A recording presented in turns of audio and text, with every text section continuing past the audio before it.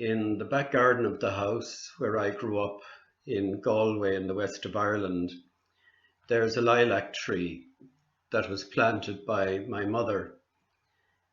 It was once a very tall, very impressive, beautiful tree, but the year that she died, there was a storm in the winter and down came the tree. It fell flat on the ground. And people came looking at the tree, and we all looked at it, and we were so sorry that it had fallen, and because it had somehow represented my mother. And then after a while, people said to me, "Are you not going to remove the tree?" And I said no. I wanted to leave the tree where it fell, somehow maybe as a symbol of life, that so often we fall in life, things fall out of place. And I just felt that the tree had something to say to me about that. And so it was left there. And next thing, the following summer, much to my surprise and delight, there were these beautiful shoots of lilac growing on the fallen tree. And when I looked at the roots that I thought were completely uprooted, I discovered there was one very slim single root that was still connected deep into the earth. And that simple single root gave life to the tree and caused new blossoms to come up. And it reminds me of, I suppose, resurrection, in the sense that what has died comes back to life. But it also reminds me of the Ascension, because in the Ascension we're called to lift our gaze upwards, to look up from where we are looking down. And it strikes me that so often, so much of the time, we spend our life looking down. Like I spend quite a bit of time looking down at my phone like this. I'm sure some of you do as well. You sit at your desks in school, you keep your eyes down looking at the work that you're doing. And in so many different ways, our gaze in life is downwards. And what the Ascension is saying to us is Jesus has gone upwards so that we too may be upward looking in our lives.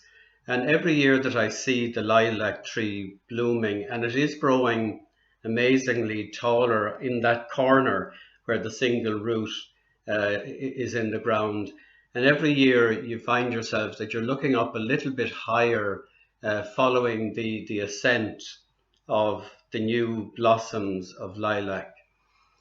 And I suppose the single root then is also saying to me that for all of us, that if we keep even a single slim connection to Jesus, then our spirits within us will live, that there will be new life where there seems to be none, that we will find in him, I suppose, good news in place of bad, that we will find light where there is darkness, that we will be positive where we might be negative.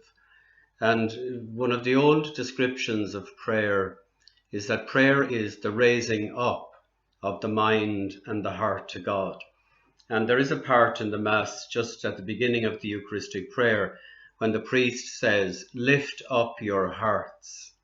And that is what God desires for you, that your heart be lifted up in Jesus, that all of who you are is somehow ascended with Jesus into heaven, where everything finds its fulfillment and its meaning. So maybe even pay attention to the amount of time that you're looking down, and then make a deliberate decision from time to time to look up. Look up at anything. Look up at the beautiful trees that are blossoming now. Look up at a seagull flying in the sky. Look up at the setting sun or the rising sun, whichever of these calls you most. And in looking up then, you make a choice for a different perspective in life. And you make a choice for something that is more bright and positive and beautiful. So, and you may not think this often, but our Christian spiritual life is a life of beauty. It is a life of joy. It is a life of delight. And I suppose sometimes we think that when God is looking at us, he's looking down on us, but he's actually, because he became a baby in the stable in Bethlehem, he actually takes the position of looking up at us in admiration, in love, and in great joy. So consider looking up and following the journey of Jesus into the beauty of heaven and into the fulfillment of all things in the presence of God the Father. God bless you all.